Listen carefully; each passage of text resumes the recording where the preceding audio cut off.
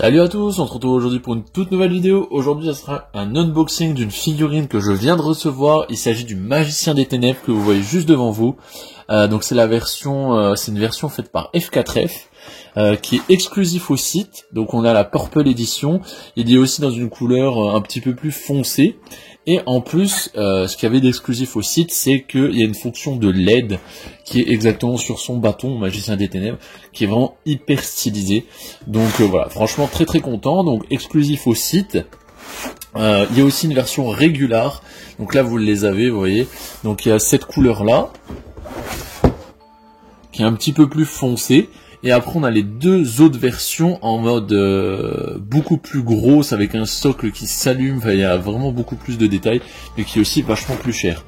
Donc là si on parle un peu de prix, celui-ci il était à 220 €, version exclusive. Sinon vous l'avez dans les 150 ou 130 en version normale où il n'y a pas la lumière. C'est le seul truc qui change, il y a peut-être un léger détail au niveau du bâton qui doit être un petit peu différent. Et vous avez donc deux couleurs, c'est pareil, il y a en plus foncé ou alors vraiment classique. Donc voilà, on va ouvrir ça. Donc pour l'instant j'ai rien ouvert. On va faire ça ensemble, voir comment ça se présente. Hop, alors. Déjà on a une petite carte très très sympa, avec un numéro de série et qui montre que c'est un produit exclusif et authentique. Alors je sais pas si la figurine est déjà montée. Ah, elle est déjà montée, alors ça c'est plutôt cool. Alors, on va faire de la place.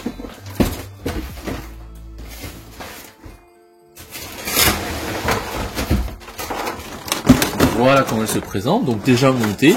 Ce qui est bien, c'est que je vois qu'ils nous ont fourni le câble, donc ça c'est plutôt sympa, parce que je vous en ai déjà un peu parlé, mais sur le Godzilla que j'avais reçu, qui est quand même pas au même prix, ils nous ont pas mis l'alimentation. Donc je me dis, voilà, on sait jamais, ils sont capables de pas la mettre non plus sur une figurine qui est quand même beaucoup moins chère. Mais, vous voyez comme quoi, donc F4F c'est quand même de la qualité, j'ai déjà acheté des produits chez eux, jamais de version exclusive. Mais des versions régulières j'ai déjà acheté et j'ai jamais été déçu pour être très honnête. Je suis désolé pour le bruit. Waouh, franchement déjà niveau couleur, niveau peinture, je peux vous dire que c'est déjà très très cool.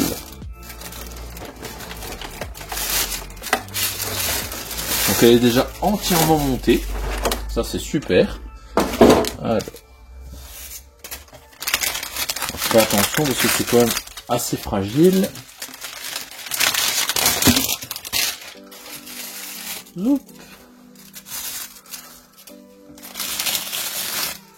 Waouh! Déjà je peux vous le dire, je suis aux anges, c'est vraiment magnifique. Franchement, hyper content. Alors, je vais un peu vous le montrer. Donc niveau taille, donc c'est une 13 inch, en nous ça correspond à peu près une 30 cm. Il y a à peu près 20 et une dizaine, voilà, 30-35 cm je vais dire. Donc full plastique par contre, ça pour le prix. Après F4F ils font beaucoup de plastique, ils font des résines mais qui sont vraiment assez chères. Je vous montre déjà un petit peu une vue d'ensemble. Vraiment cool. Assez fragile la cape mais l'effet est vraiment cool. Alors on va voir un petit peu en dessous. Donc c'est une version limitée à 5000 exemplaires. Que vous avez en dessous. Donc là vous verrez peut-être pas parce que le socle est mat, mais c'est marqué Dark Magicien Purple Edition, ça marche à pile, il y a un on-off et je pense qu'on va mettre des piles rechargeables. On va voir ça tout de suite. Hop. Oh là là. Oh là là, magnifique. Donc je pensais que c'était le bâton et au final ce n'est pas le bâton mais c'est le cercle lumineux à l'arrière qui s'allume.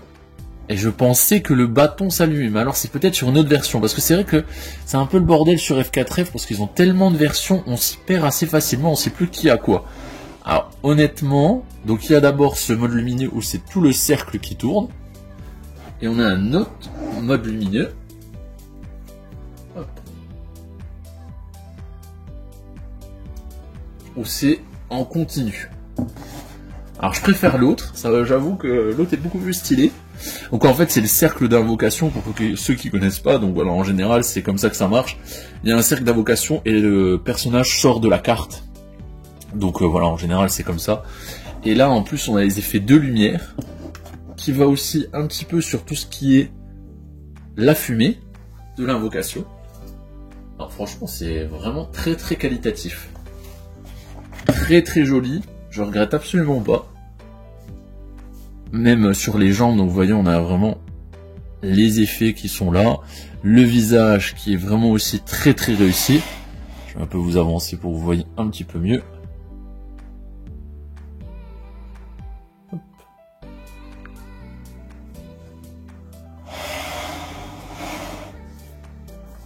Donc là vous voyez au niveau du bâton, du cercle d'invocation, niveau peinture aussi c'est très très bien travaillé. Hop. Alors là, je vous montre l'arrière. On va regarder un petit peu le visage de plus près. Franchement, non, c'est très très joli. La finition est plus que correcte. Les épaulettes aussi très très bien travaillées. Il y a un effet brillant. Donc sur tout ce qui est pièces d'armure, on va dire. Et plutôt mat sur tout ce qui est collant, peau, etc. quoi. Voilà, franchement très très bien. L'arrière aussi très très propre.